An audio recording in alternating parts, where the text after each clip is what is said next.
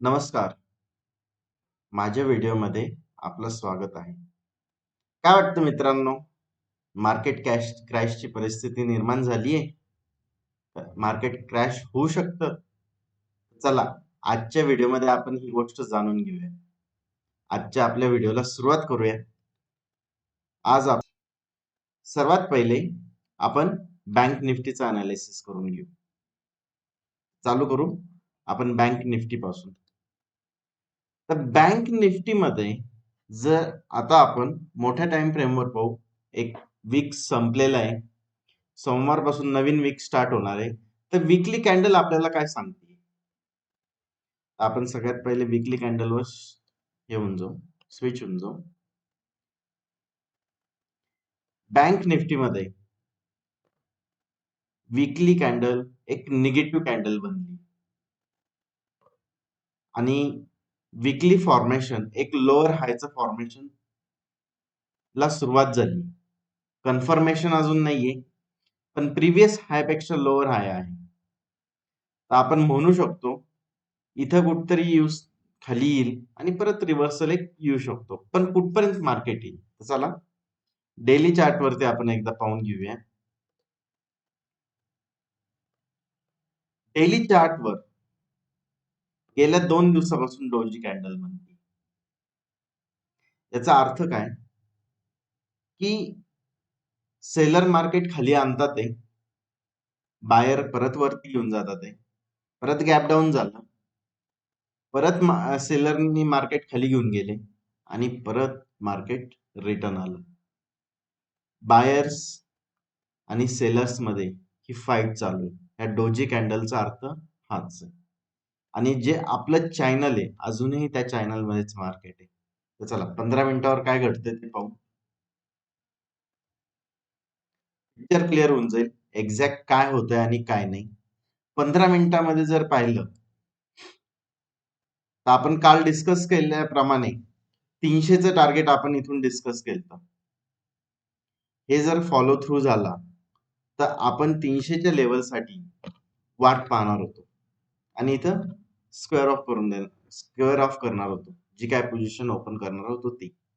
त्याप्रमाणे आपल्या कालच्या बोलण्याप्रमाणे मार्केटमध्ये ते फॉर्मेशन झालं. प्रॉफिटही बुक झाला असेल. ज्यांनी प्रॉफिट बुक केला असेल त्यांचं अभिनंदन. आता सिच्युएशन काय बनती? आता आपल्या चॅनलच्या बॉटम लाईनला मार्केट आहे. लास्ट टाइम मार्केटनी इथून ह्या लेवल पासून हा जो एरिया दिसतोय इथून एक डायरेक्शनल मूव झाली आणि इथून एक ब्रेकआउट देऊन आपल्या चॅनलच्या अप्पर साइड पर्यंत मार्केट गेलं. आपण इथे एक असं कॅल्क्युलेशन करू शकतो की ऍज अ एक सपोर्ट लेवलला मार्केट आहे आणि हा जो एरिया जो मी मार्क केलेला आहे 46,285, तर 45,000 हा 300 पॉईंटचा जो एरिया राहील हा थोडासा व्होलॅटिलिटी एरिया राहील. उद्या जर मार्केट गॅप अप झालं तर परत वरच्या चॅनल पर्यंत ऍटलिस्ट वरच्या चॅनल पर्यंत नाही, आपण जे प्रॉफिट बुक करू शकतो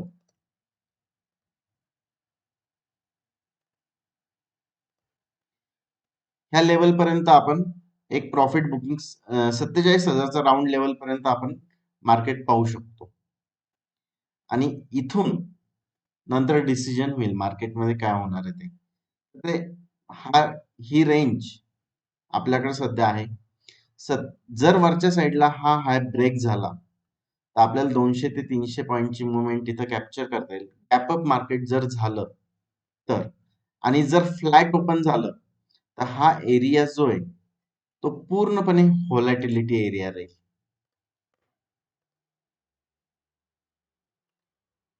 ह्या एरियाला आपण एक व्होलॅटिलिटी एरिया म्हणू शकतो.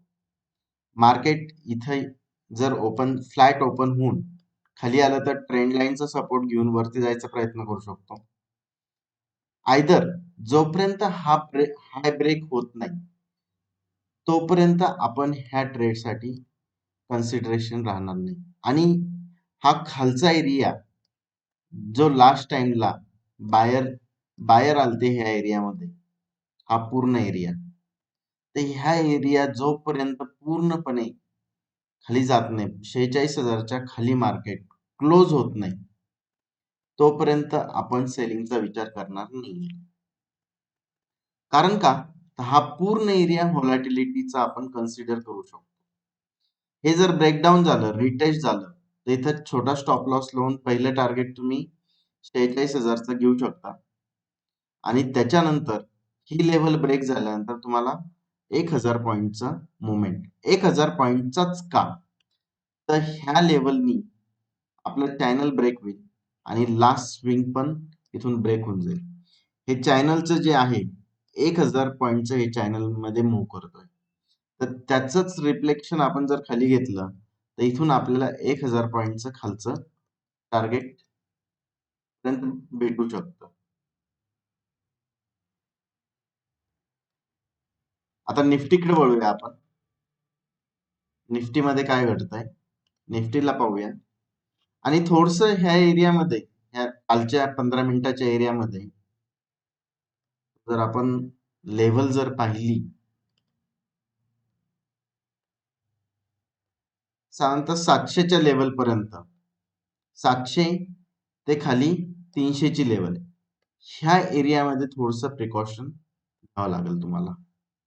ज्या साईडला इथं जर व्होलाटाईल झालं किंवा साईडवेज जर झालं आणि ज्या साईडवेज गेल्यानंतर ब्रेकआउट जर झालं, तर तुम्हाला एक 47,000 पर्यंत टार्गेट भेटू शकतो. या एरियामध्ये आपल्याला ट्रेड करायची नाही. चला आता निफ्टीचं पाहून घेऊया. निफ्टी काय म्हणते.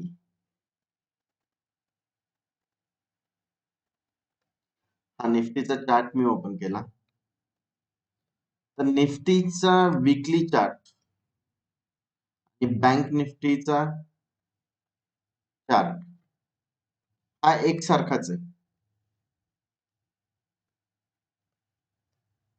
हाही तुम्हाला निगेटिव्ह झालेला दिसतोय, पण कम्प्लिटली अजून निगेटिव्ह नाही, साइडवेज ट्रेंड मध्ये कन्वर्ट झालेला आहे वीकली जर पाहिलं तर. आणि डेली मध्ये जर पाहिलं तर इथेही आपल्याला एक डोजी कॅन्डल, इनसाइड कॅन्डलच्या इनसाइड कॅन्डल दिसते. आपण जी काल ट्रेंड लाईन ड्रॉ केली, तर त्या ट्रेंड लाईनला मार्केट सपोर्ट घेतंय असं आपल्याला इथं जाणवत आहे. पण हा सपोर्ट कंटिन्यू राहू शकतो का, तर याच्यावरच आपण पुढे 15 मिनिटांमध्ये छोट्या टाइम फ्रेमवर पाहूया की प्राइस ऍक्शन काय होती. तर छोट्या टाइम फ्रेमवर जर पाहिलं तर हा जो एरिया जो मी मार्क केलेला आहे 21,700 ते 21,850चा जो एरिया आहे, इथून 2 वेळेस मार्केटनी मोठी मूव्ह दिलेली. फर्स्ट टाइम लास्ट स्विंग पर्यंत मार्केट गेलं, सेकंड टाइम हॉल्ट करून त्यांनी एक नवीन हाय बनवला होता. तर आपल्याला हा जो एरिया आहे, ह्या एरियामध्ये प्रिकॉशन घ्यायचे. हा हाय व्होलॅटिलिटी एरिया राहू शकतो. जोपर्यंत हा लास्ट स्विंग ब्रेक होत नाही तोपर्यंत आणि रिटेस्ट भेटत नाही तोपर्यंत आपल्याला ट्रेड घ्यायची नाही. आणि हा जर रिटेस्ट होऊन जर खाली आला तर आपल्याला 21,700चं टार्गेट इंट्राडे मध्ये भेटू शकतं. तर लक्षात ठेवा, जोपर्यंत 21,850 ब्रेक होणार नाही तोपर्यंत ट्रेड घ्यायची नाही, आपल्याला ट्रेड प्लॅन करायची नाही.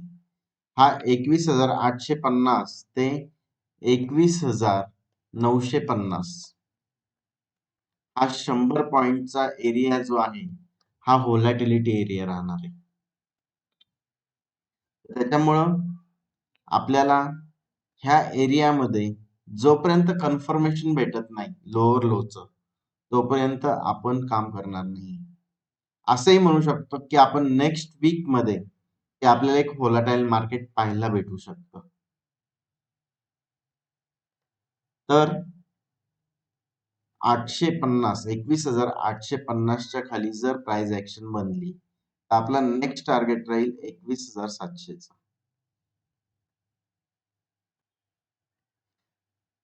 आणि मोठा क्रॅश अजून तरी आपल्याला मार्केटमध्ये दिसत नाही. छोटे क्रॅश दिसतात आहे. छोटे क्रॅश म्हणण्यापेक्षा आपल्याला एक करेक्शन मोडमध्ये मार्केट येताना दिसतंय. पण मोठं करेक्शन होईल का नाही ते आपल्याला वेळच सांगेल. धन्यवाद. इथपर्यंत माझा व्हिडिओ पाहिल्याबद्दल आपला सर्वांचे धन्यवाद.